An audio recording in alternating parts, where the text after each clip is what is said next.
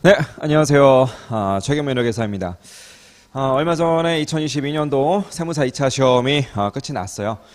시험 보신 모든 수험생들 정말로 고생 많으셨다라는 말씀 먼저 드리고 싶고요. 다들 좋은 결과 있으시기를 기원을 좀 하도록 하겠습니다.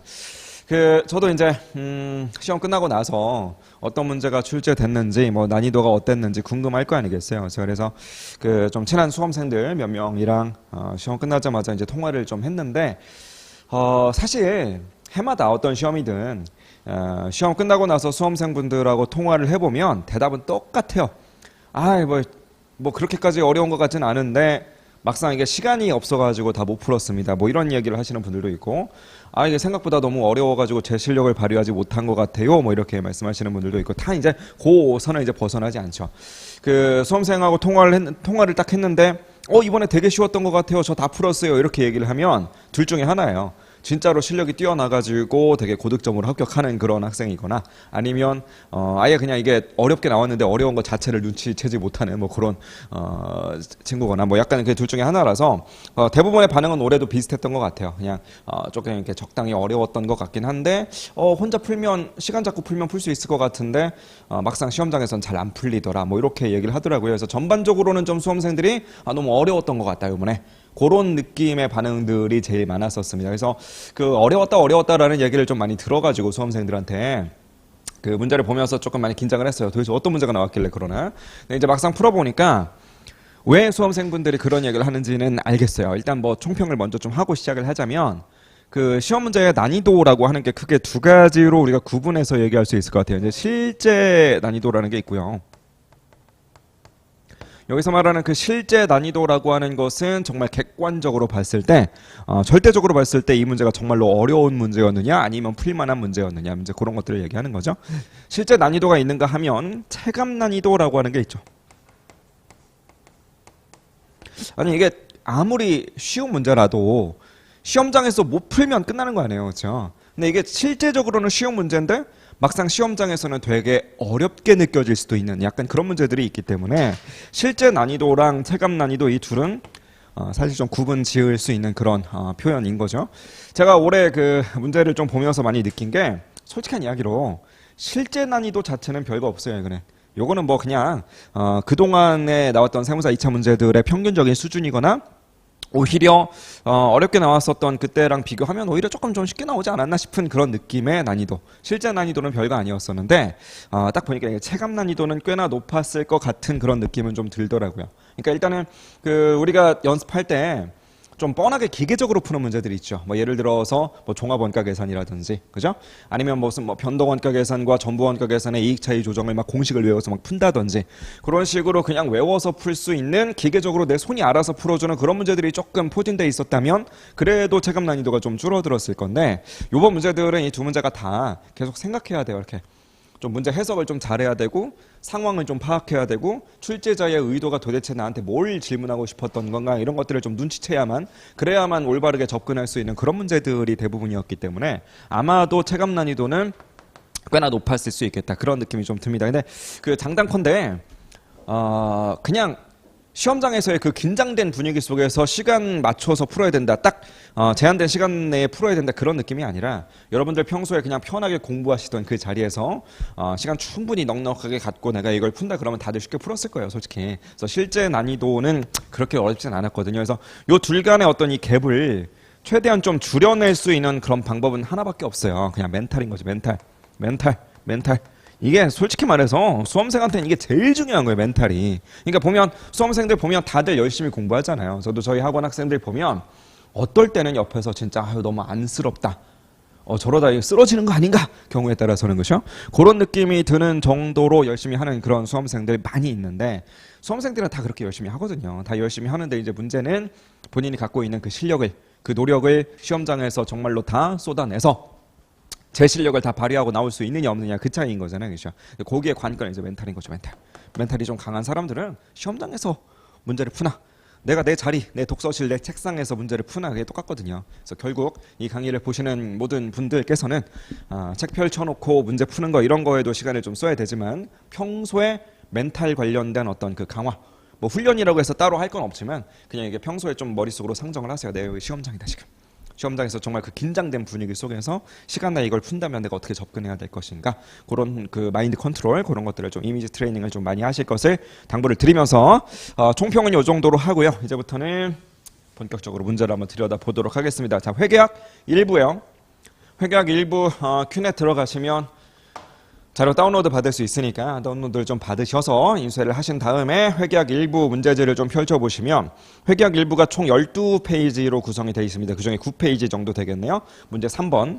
문제 3번이랑 문제 4번 이렇게 두 개가 원가 관리회계 문제죠. 문제 3번부터 풀어보도록 하겠습니다. 자, 일단 시험 문제를 푸실 적에 이 긴 자료를 먼저 다 꼼꼼하게 읽는 것보다는 물음을 먼저 보시는 게 중요하죠. 물음을 딱 봤을 때 어떤 주제로 지금 문제가 출제가 되었구나라는 걸 파악한 다음에 그 다음에 자료를 좀 접근하시는 게 좋습니다. 물음 1번을 보시니까 부품 사업부가 달성할 수 있는 연간 최대 총 공헌 이익을 한번 구해보래요. 느낌이 좀 오지 않나요? 그냥 공헌 이익을 구하라는 게 아니라 최대 공헌 이익을 구하래. 최대 공헌 이익을 구한다, 이런 문제 여러분들이 어떤 유형에서 많이 봤었던 문제냐면 뭔가 좀 제한된 자원이 있고, 제한된 자원이 있는데 그거를 기본 자료를 슬쩍 구경을 해봤더니 부품 S도 있고 부품 D도 있고 그러잖아요. 그 두 개 이상 있거든요, 지금. 그러니까 두 개 있으면은 제한된 자원이 있을 때 둘 간의 어떤 우선순위를 따진 다음에 누구를 먼저 수요량까지 최대한 생산할 것이냐, 그거에 따라서 이제 공헌이익은 좀 달라질 수밖에 없는 거니까 그런 유형의 문제가 좀 나온 것 같아요, 그죠? 물음 2번 같은 경우에는 뭔가 문제가 길어요. 문제가 되게 긴데 이렇게 길 경우에는 정작 물어보고 싶은 말은 마지막 줄에 있으니까 마지막 줄을 쓱 보니까 요거는 괄호가 붙어 있고 단서네요. 단서는 좀 이따가 보도록 하고, 단서가 붙어 있는 그 앞에를 보니까 어떤 부품 H라고 하는 녀석이 있는데 걔는 판매 가격을 최소한 얼마를 초과해야 되느냐, 이것도 우리 솔직히 1차 시험에서부터 많이 봤었던 거거든요. 지금 보니까 기본 자료 슬쩍 컨닝해 봤을 때 S라는 부품도 있고 D라는 부품도 있는데 새로운 부품 H를 하나 슬쩍 끼워 넣으려고 하는 거 아니야, 그렇죠? 그럼 그 H라고 하는 녀석이 기존에 있었던 S나 D 보다도 뭔가 우위에 있어야만 H를 우리가 만들 수 있는 거니까 그때 판매 가격을 한번 구해봐라. 우리가 뭐 1차 시험에서부터 단기특수 의사결정 챕터에서 많이 봤었던 뭐 그런 문제가 되겠네요. 그렇죠? 뭐 한 페이지 넘겨보니까 물음 3번, 물음 4번도 문제 사이즈가 제법 긴데 물음 3번 그냥 뭐 마지막 줄만 슬쩍 한번 보시니까 최소 대체 가격을 한번 구해보래요. 이게 보니까 여러 가지 복합 주제로 이제 섞여져 있어요. 그게 요 문제만 놀라운 게 아니라 보통 2차 시험에서는 보통 그런 거지, 그렇죠? 그래서 기본 자료를 토대로 해서 의사결정 한번 해봐라 라는 문제에다가 뒤에다가 플러스로 이제 사업부 하나 더 던져주면서 대체 가격을 한번 구해봐라 라는 그런 유형의 문제인 것 같네요. 자, 물음 4번을 한번 보시니까 물음 4번에서도 사이즈가 꽤나 이제 긴 것 같은데 대충 이렇게 쓱 보니까 어떤 단어가 탁 눈에 하나 띕니다. 어떤 단어가 눈에 띄어요?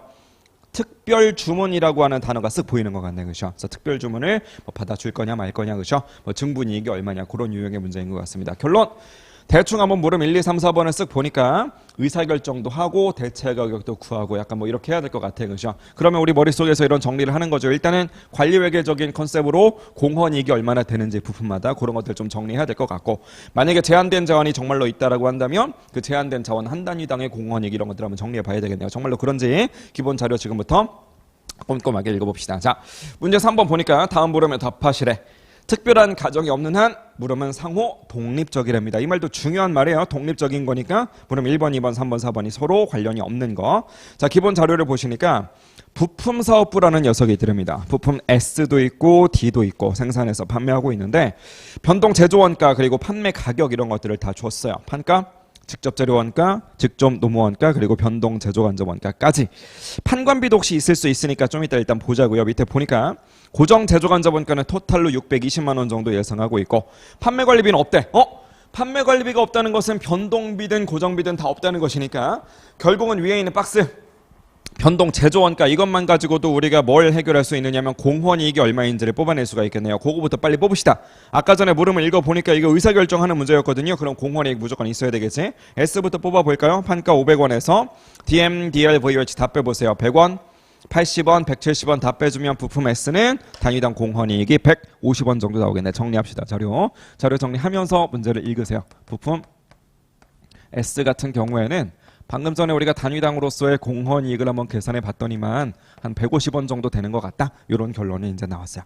자, 부품 D도 마찬가지 정리해 봅시다. 판가는 800원인데 판관비 없고요. 어차피 변동 제조원가 190원, 160원, 250원이니까 다 차감해주면 얼마? 한 200원 정도 나오겠네, 그죠? 그래서 부품 D 같은 경우에는 한 200원 정도 나오는 것 같다. 이렇게 정리를 일단 좀 해두도록 할게요. 자, 밑에 봅시다. 다음 부품의 종류에 관계없이 직접 노무 시간당으로서 임률은 400원으로 일정하다. 되게 중요한 단서가 하나 나왔습니다. 시간당 임률이래요. 1시간 일하면 도대체 얼마만큼을 지불해 주는가, 그런 컨셉인데, 어차피 이런 임률이라고 하는 것은 우리 원가 요소들 중에서 뭐랑 관련이 있을 거냐? 당연히 직접 노무 원가, 얘랑 관련이 있을 거 아니야. 그렇죠? 그래서 직접 노무 원가 다시 한번 들여다보면 S는 단위당 얼마? 80원. 아니 1시간 일하면 400원을 주는데 부품 S를 한 단위 만들면 80원을 줘야 된대. 그럼 S 한 단위 만드는데 몇 시간 들어간다는 거야? 1시간이 채 안 된다는 거지. 나눠보시면 0.2시간. 자, 문제 풀면서 80원 그 옆에다가 0.2시간 이거 적어 가면서 이제 내려가야 된다고. 자, D도 봅시다. 160원이래. 2배 아니에요? 2배. S에 비해서 2배잖아. 그렇죠? 그럼 시간 뭐 계산해 보나마나 얼마겠어요? 한 단위를 만드는데 0.4시간 이런 것들 정리해 두자고요. S는 다시 한번 직접 노무 시간이 한 단위 만드는 데 있어서 0.2시간 필요할 것이다. D는 0.4시간 필요할 것이다. 정리되셨죠? 자, 해당 부품을 생산하기 위해서는 매우 숙련된 기술자가 필요하대. 관계 법률에 의해서 1인당 제공할 수 있는 노무 시간은 다 제한이 돼 있다 보니까 부품사업부가 부품 생산을 위해서 투입할 수 있는 연간 총 직접 노무 시간은 14,000시간만큼이랍니다. 제한돼 있죠. 직접 노무 시간이 14,000시간이라는 것은 14,000시간 넘어가게 쓸 수는 없다는 거잖아. 결국 무슨 얘기냐면 제한된 자원이 존재한다 정도로 보시면 되겠네. 자, 부품사업부가 생산하는 S랑 D의 연간 시장 수요 바로 나오네요. S는 3만 단위고 그 다음에 D는 25,000 단위를 한번 두드려 봐야죠. S 하나 만드는데 아까 전에 몇 시간 걸린다? 0.2시간 걸린다. 3만 단위 만들어 보세요. 몇 시간 필요해? 6,000시간 필요하겠다. 그렇죠? 그 다음 D는요. 25,000 단위만큼을 만들어서 파는 게 제일 베스트입니다. 왜? 수요량이 25,000 단위니까. 하나 만드는데 몇 시간? 0.4시간이라면서요. 곱해보세요. 몇 시간 필요한 거야? 10,000시간 필요하겠네. 그렇죠? 그럼 S는 6,000시간, 그 다음에 D는 10,000시간 필요한 거니까 합치면 16,000시간 정도가 확보가 되어야만 우리가 수요량을 다 채울 수가 있는데 14,000시간밖에 없거든요. 그럼 지금 자원이 모자라니까 뭐 해야 되겠어요? 우선순위 따져야 된다. 그런 컨셉이 되겠지. 우선순위 바로 따지고 넘어가겠습니다. 자, S 같은 경우에는 아까 전에 0.2시간 걸린다. D 같은 경우에는 0.4시간 걸린다. 이거 다 정리해 놨었거든요. 그럼 우리는 단위당으로서의 공헌이익이 중요한 게 아니라 1시간당으로서의 공헌이익이 얼마나 나올 거냐. 그게 우선순위에선 더 중요한 거였으니까 나눠주시면 되겠죠. 이렇게 나눠주시면 결국은 1시간당으로서의 공헌이익을 계산해낼 수가 있을 것이고, 그거 한번 계산해 보시면 S는 1시간당 750원 나오겠네요. 시간당으로. 그렇죠? 그 다음 D 같은 경우에는요, 계산해 보시면 시간당으로 500원 정도가 나올 겁니다. 이렇게. 그럼 누가 이겼냐면 S가 이겼잖아요. 이렇게. 그렇죠? S가 이겼으니까 얘가 이제 우선순위로서는 1순위를 차지하는 것이고, 그 다음에 D는 이제 2순위를 차지하는 것이다. 이 정도로 일단 정리할 수가 있겠네요. 그죠? 자, 그런 와중에 경쟁업체가 없는 상황이기 때문에 부품사업부가 S랑 D를 생산하기만 한다면 수요는 다 충족을 시킬 수가 있다라고 되어져 있어요. 그러니까 수요량이 있다라고 해서 우리가 만들면 무조건 팔린다는 보장이 어디 있느냐, 이렇게 이제 시비를 걸까봐 그래서 이런 단서를 그냥 준 거지. 자, 부품사업부는 재고자산을 보유하지 않는 그런 정책을 적용하고 있더라라고 이야기를 하고 있습니다. 물론 1번 보니까 부품사업부가 달성할 수 있는 연간 최대 총 공헌이익을 구하래. 자, 요만큼 자료가 정리되어 있으면 이제 수요량 얼마나 따라갈 거냐, 그것만 정리하면 되겠죠. S는 수요량이 아까 전에 3만 단위였었어요. 그래서 3만 개. 반면에 D 같은 경우에는 수요량이 몇 개 정도였었냐면 25,000개였었거든요. 그럼 우리 생각 같아서는 3만 개랑 25,000개를 다 만들어 가지고 팔면 참 좋겠지만 아까 전에 문제 읽으면서 파악했다시피 지금 시간 모자라거든요. 그래서 어쩔 수 없이 1순위만 다 만들어 줍니다. 3만 개 만들어 주죠. 3만 개를 만들어 주고 나면 한 단위당 0.2시간씩 들어가는 거니까 몇 시간 필요할 거냐? 6,000시간. 우리에게 확보되어 있는 시간은 14,000시간이에요. 그럼 S한테 6,000시간을 이미 투입해버렸으니까 몇 시간 남았어요? 8,000시간. 얘한테 8,000시간을 투입했다 그러면 한 단위당 0.4시간이 들어가는 거니까 몇 개씩 우리가 만들 수 있을 것이냐? 한 2만 개 정도를 만들 수가 있겠네요. 그렇죠? 그래서 2만 개 나눠주시면 2만 단위 정도까지만 만드는 거죠. 그러니까 D 부품 같은 경우에는 25,000개가 수요량이니까 쉽게 생각하면 우리 회사 문 앞에 제가 D를 사고 싶어요. D를 사러 왔습니다. 라고 줄 서 있는 사람이 지금 25,000명 있다. 이렇게 생각하시면 된다고요. 근데 그 25,000명한테 다 팔아먹지를 못하는 거지. 우리 자원이 없으니까 2만 개까지만 팔고 나머지 5,000명은 애석하게도 그냥 돌려보낼 수밖에 없다. 하지만 그럼에도 불구하고 그게 우리 회사 입장에서는 베스트라는 거죠. 왜? 우선순위가 S가 더 높은 거니까. 지금 구해보라는 건 이제 공헌이익입니다. 그럼 최대 공헌이익을 한번 구해보세요라고 한다면 두 가지 방법이 있죠. 자, 계산 과정까지 다 적진 않을게요. 그냥 말로만 하겠습니다. 두 가지 방법이 있는데 둘 다 할 줄 아시는 게 좋아요. 수량을 이용하는 방법. 3만 개에다가 150원 개당이니까. 그 다음에 2만 개에다가 개당 200원을 곱해서 둘이 더해주시는 방법. 이게 1번 방법이고요.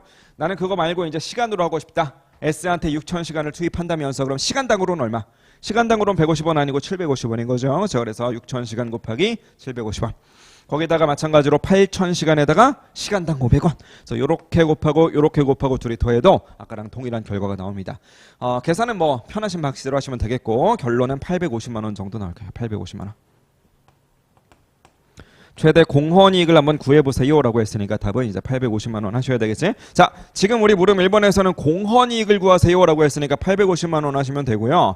만약에 영업이익을 구해봐라 라고 했으면 얼마라고 했어야 되겠어요? 그때는 고정비 지금 620만 원 있으니까 그거 차감해서 대답을 해야지 되겠지. 그렇죠? 제가 그 시험 보기 전에 이제 모의고사 같은 거 하잖아요. 그래서 모의고사 뭐 제 거 풀어보신 분들은 아시겠지만 모의고사 출제할 땐 저는 이제 공헌이익 말고 영업이익 물어보는 경우로 더 많이 내거든요. 그렇게 하면 최종 결론 이게 다 잘했어. 다 잘해놓고서 여기서 620만 원 안 빼고 그냥 공헌이익으로 답해서 틀리시는 분들이 의외로 되게 많아요. 그러니까 여기까지만 딱 하고 고정비를 우리가 보질 않잖아요. 여기까지 하는 동안. 그렇죠? 그래서 고정비가 있다는 사실을 까맣게 잊어버리고 뭔가 이익을 구하라고 했으니까 요걸 답하시는 분들 되게 많은데 지금이야 공헌이익을 구하라고 했으니까 이게 정답이 맞지만 경우에 따라서 이제 영업이익 구하라고 할 때도 있으니까 그런 문제 좀 앞으로 시험을 준비하시는 분들은 꼼꼼히 보자. 뭐 이런 말씀 드리면서 물음 2번 읽어봅시다. 기본 자료 와 같이 예상한 직후에 새로 수집한 정보에 의하면 기존 설비와 기존 인력을 이용해서 S랑 D 말고도 H 생산도 가능하다라는 것을 알아냈대요. H는요 4,000단위 수요를 갖고 있고 한 단위 만드는 데 있어서 뭐 130원, 200원, 140원 정도가 들어가는가 봅니다. H의 판가가 아직 미정인데 이익을 좀 증가시키고 싶다 그러면 도대체 판가를 최소 얼마로 상정을 해야 될 거냐. H도 마찬가지로 시간당 임률이 400원이고요. H를 생산한다라고 하면 S랑 D의 연간 시장 수요량이 표현하진 않고 동일하다라고 이야기를 하고 있어요. 자, H를 만든다라고 쳐봅시다. 우리 지금 현재 이슈가 되고 있는 것은 우리한테 직접 너무 시간이 부족하다라고 하는 거 이게 이슈잖아요. 이슈. 그러면 H를 만드는 데 있어서도 직접 노무 시간 들어갈 거 아니겠어요? 얼마나 들어가겠어요? 보니까 시간당 임률 똑같이 400원이라며. 그 임률이니까 이걸 가지고 시간 뽑아내려면 뭘 봐야 되느냐? 단위당 직접 노무 원가가 얼마냐 이걸 좀 보셔야 되겠네. 직접 노무 원가 한번 보시니까 얼마래요? 200원이래. 아니 1시간 일하면 400원을 줘야 되는 회사에서 H를 하나 만들면 그때마다 200원을 줘야 된다. 결론 H 하나 만들 때마다 몇 시간 필요하다? 0.5시간이 필요하겠죠. 그죠? 근데 H를 지금 몇 개를 만들어야 되느냐면 4,000개를 만들어야 된다고요. 보세요. 4,000개를 우리가 만들 건데 H를 하나 만들 때마다 0.5시간이 필요한 그런 상황이니까 결국 우리에게 필요한 시간은 토탈 2,000시간이라는 거지. 그럼 보세요. H가 있기 전에 S랑 D만 있어도 지금 우리가 갖고 있는 시간 가지고 모자라 죽겠는데 여기에다가 만약에 부품 H라고 하는 녀석을 하나 끼워 넣는다라고 하면 결국 얘를 만들기 위해서 얘가 됐든 뭔가 하나는 희생을 시켜야 될 거 아니겠어요. 몇 시간만큼? 2,000시간만큼을. 자, 그럼 2,000시간을 만약에 우리가 드러내야 되겠다라고 한다면 당연히 여기서 드러내야 되겠어요? 아니면 여기서 드러내야 되겠어요?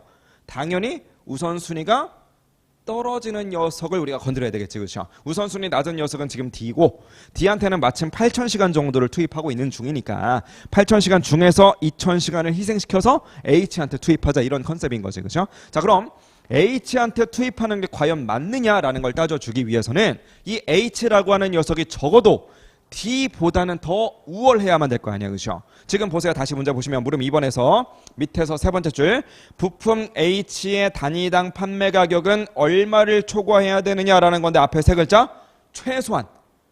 그러니까 이게 사실은 최소한이라는 그 단어가 없으면 그냥 부품 H 하나당 그냥 한 1억 원 하죠 뭐. 1억 원이다라고 하면 당연히 H를 만드는 게 나은 거지. 그러니까 그런 식으로 문제를 만들면 밑도 끝도 없어버리는 거니까 최소한이라고 하는 세 글자가 그래서 들어가 있는 거야. 최소한 얼마를 초과해야 되느냐? 그 말의 의도는 뭐냐면 얘까지 이길 필요는 없다는 거야. 그냥 얘까지 이기려면 너무 비싸져야 되는 거니까 지금 상황에서는 두 번째 순위를 차지하고 있는 D만 이겨도 요 8,000시간 중에 2,000시간 얘가 뺏어먹을 수 있거든요. 그래서 결국은 우선순위에서 D를 이겨야만 한다. 그럼 보세요. 단위당 공원이 같은 경우에는 판가를 모르니까 판가 X라고 치고요. H의 변동비가 얼마냐라고 하는 거 문제에 나와 있거든요. 130원, 200원, 140원 다 더합시다. 470원 정도 되는 것 같네요. 한 단위당 470원. 그런데 하나 만드는데 아까 전에 몇 시간이었었냐면 0.5시간이었었던 거니까 이렇게 0.5시간 나눠준다면 이게 바로 시간당 공원이익이 되겠네요. 그죠?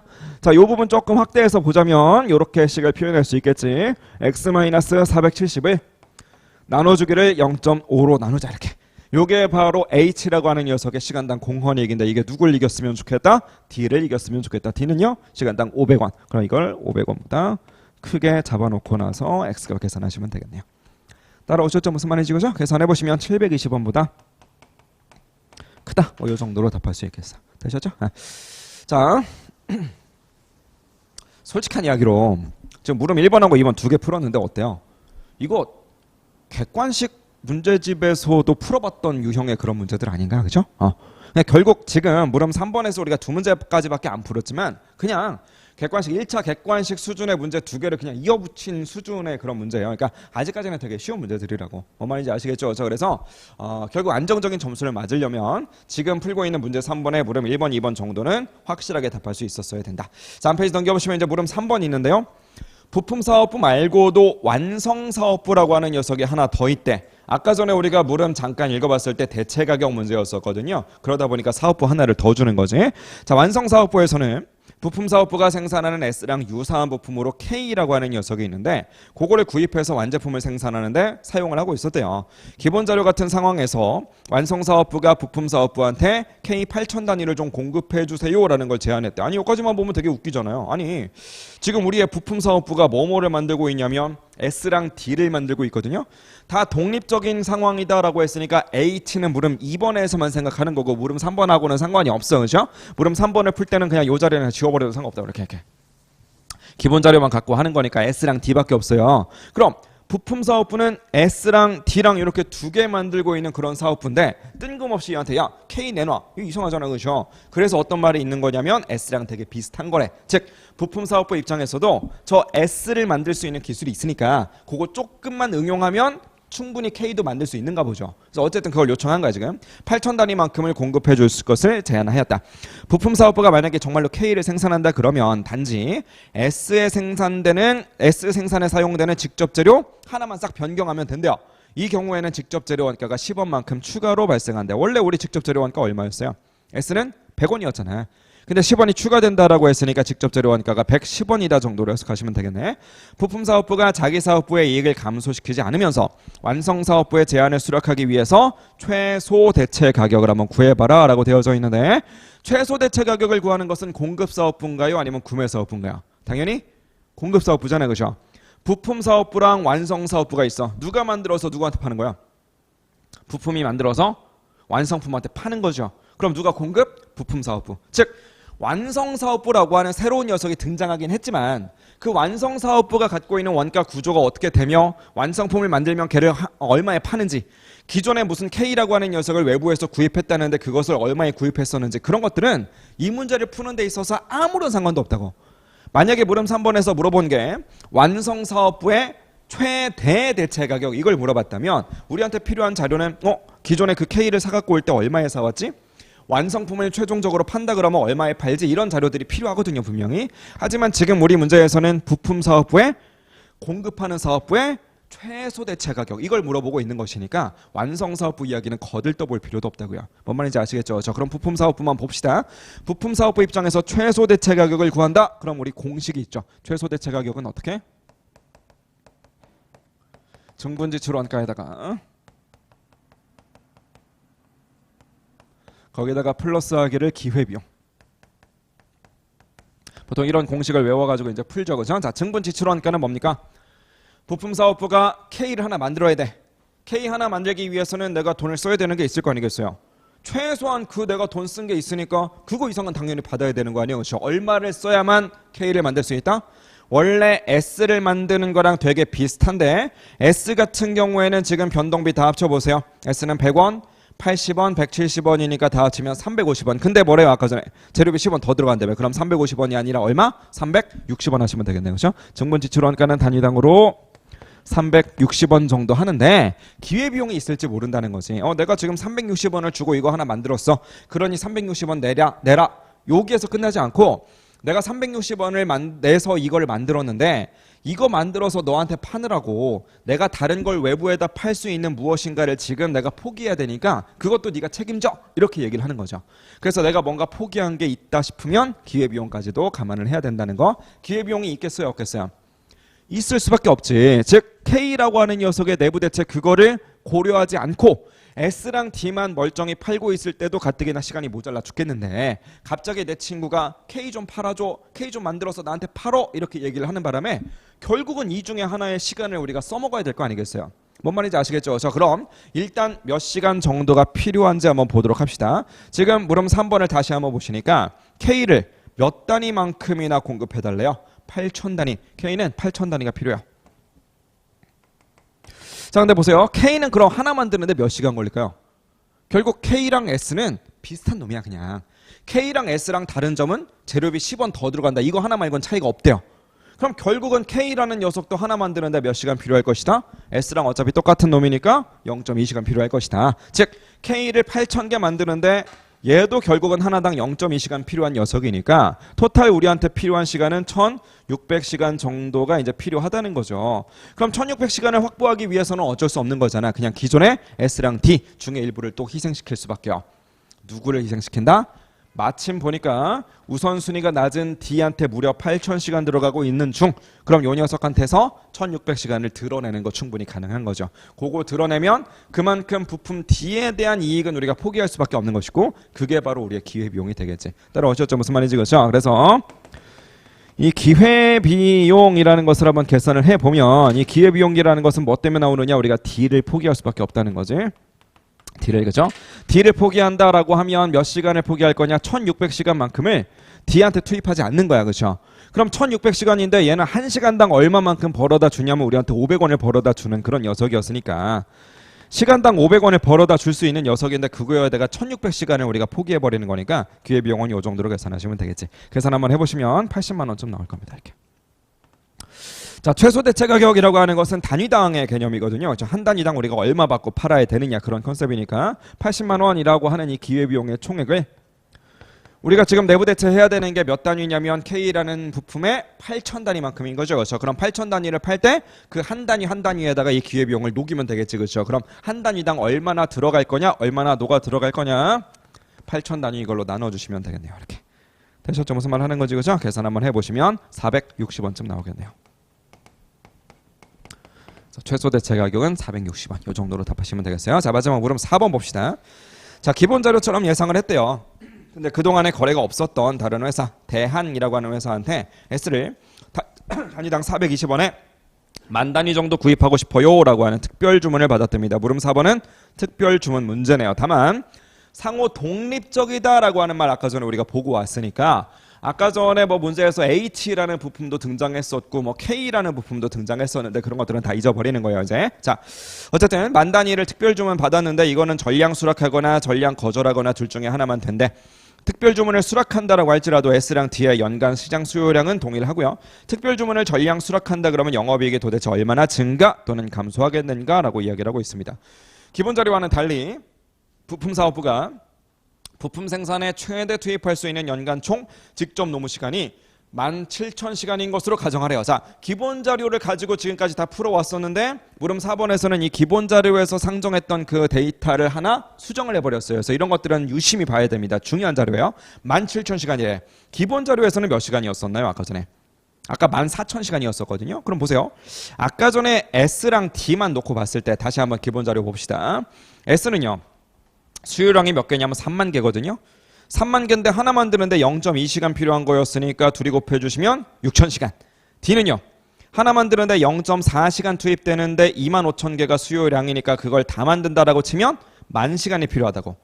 그럼 S는 6,000시간, 그 다음에 D는 10,000시간이니까 합쳐서 16,000시간이 필요한 상황인데 기본 자료상에서는 우리가 확보한 게 14,000시간밖에 없으니까 지금 이사단이 나고 있는 거 아니에요. 우선순위를 따지고 자시고 그죠? 자, 근데 지금 물음 4번의 가정대로라면 지금 우리한테 확보된 시간이 17,000시간인 거니까 오히려 모자라는 게 아니라 남는 시간이 생겨버리는 거지. 그것을 우리는 유휴시간, 유효 능력이다라고 이렇게 부릅니다. 그렇죠? 유효 시간이라고 쓸게요. 저는 유효 생산 능력. 자, 토탈 우리가 확보한 시간은 17,000시간인데 방금 그냥 말로만 해봤지만 S랑 D를 우리 수요량만큼 최대한 다 판다라고 가정했을 때 우리한테 필요한 시간은 16,000시간이라고요. 그럼 결국 남는 시간은 한 1000시간 정도가 되겠네요. 이렇게. 그럼 이 1000시간 가지고 우리가 특별 주문을 충당할 수 있느냐라는 걸 따져봐야만 되겠지. 자, 특별 주문에 필요한 시간 요걸 한번 따져보신다면 우리 특별 주문 지금 몇 개 들어왔다고요? 10,000개 들어왔네. 10,000개. 10,000개 들어왔는데 뭐에 대해서 들어왔느냐? 부품 S. S는 하나 만드는 데 있어서 0.2시간. 그죠?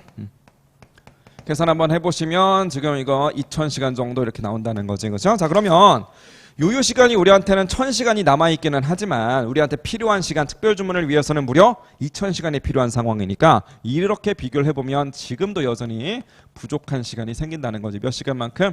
1000시간만큼의 부족한 시간이 생기는 그런 상황이더라. 그럼 우리가 이제 뭘 알 수 있냐면 특별 주문을 받아주는 것까지는 좋은데 이놈의 특별 주문을 받아주려면 결국 기존에 정규 판매하던 것 중에서 일부는 포기할 수밖에 없겠다. 뭘 포기해야 되겠어요? 다시 한번 우선순위 계산해놨던 것을 들여다보니까 우선순위는 D가 낮았었거든. 그러니까 이 경우에도 희생을 시킨다면 당연히 D를 희생시켜야 되겠고, 잘 보셔야 돼. 지금 몇 시간 희생시켜야 돼요? 1000시간. 1000시간 희생이 가능한지를 보세요. 얘는 8000시간 쓰고 있었잖아. 그러니까 이 중에서 1000시간 충분히 드러낼 수 있겠지. 무슨 말인지 아시겠죠? 그래서 1000시간은 누구 거를 포기시킬 거냐? D를 포기합시다. D를 포기한다는 것은 여기서 이제 기회비용이 발생한다라고 해석하시면 되겠네요. 그죠? 자, 특별 주문을 좀 받아줄게요. 특별 주문을 만약 우리가 수락을 한다라고 가정을 해보면 좋은 일도 생기고 나쁜 일도 생길 거야. 좋은 일을 증분 수익, 나쁜 일을 뭐 증분 비용 혹은 뭐 증분 원가 이렇게 부르는 거지. 자, 증분 수익 좋은 일 좀 봅시다. 특별 주문을 받아준다면 당연히 어떤 일이 생길 거냐? 특별 주문 덕분에 세일즈 우리 매출액이 늘어나겠죠. 얼마나 늘어나겠습니까? 한 단위당 420원의 주문 들어왔고요. 만 단위 구입하고 싶어요 라고 이야기를 했으니까 이쯤 계산하시면 되겠지. 10,000개 곱하기 420원. 계산 한번 해보시니까 420만 원쯤 나오겠네요. 이렇게. 그죠? 반면에 이 특별 주문을 우리가 만들어 주기 위해서는 우리가 받아주기 위해서는 S라고 하는 부품을 만들어야만 되겠죠. 그럼 만들려면 뭐가 들어갈 거냐? 비용이 들어갈 건데 아무래도 우리가 증분으로 따져줄 때는 고정비는 어지간해선 볼 필요가 없죠. 이 문제에서도 뭐 고정비가 변한다 이런 얘기 없으니까 변동비에 대해서만 늘려줍시다. 이렇게. 이 특별 주문과 관련해서 변동비가 쓱 늘어날 것이다. 몇 개 만들어야 되느냐? 10,000개. 근데 한 단위당으로서의 우리 변동비가 아까 전에 얼마였었냐면요 100원, 80원, 170원을 다 합쳐준 350원이더라. 그럼 결국은 350원만큼의 비용이 늘어난다는 것이고 그것은 좋은 거 아니니까 증분 비용이니까 부호만 마이너스로 가자고 이렇게. 자, 하지만 지금 적어놓은 이 두 줄은 사실상 실현이 불가능한 상황이에요. 지금 상태로는. 왜? 이 10,000개를 만들어서 판다라는 게 안 돼. 왜? 우리한테는 지금 시간이 부족하니까. 그래서 그 부족한 시간을 메꾸기 위해서 우리가 문제에서 다른 방법을 제시해 준 게 없으니 어떻게 할 수밖에 없다? 우선순위에서 뒤쳐졌던 D를 1000시간만큼 포기할 수밖에 없다. 거기서 뭐가 생길 것이다? 기회비용이 생길 것이다. 그래서 기회비용을 한 줄 쓱 밀어 넣어 주자고요. 자, 우리 몇 시간을 포기할 거냐면 1000시간을 포기할 겁니다. 누구에 대해서? D에 대해서. 근데 D는요 1시간 투입할 때마다 얼마를? 500원을 우리한테 벌어다 주는 그런 녀석이었어요. 그럼 시간당 500원만큼이니까 얘를 이렇게 희생을 시켜준다면 50만 원 정도의 기회비용이 이렇게 생기겠지. 이렇게. 되셨죠? 무슨 말인지 그죠? 싹 네팅한 녀석을 우리는 증분이익이라고 부를 것이고요. 금액 계산해보시면 20만 원 정도 된다는 거 알 수 있겠네요. 이렇게 따라오셨죠? 무슨 말인지 그죠? 자, 문제 3번 풀어봤습니다. 문제 4번으로 이어서 가보도록 할게요.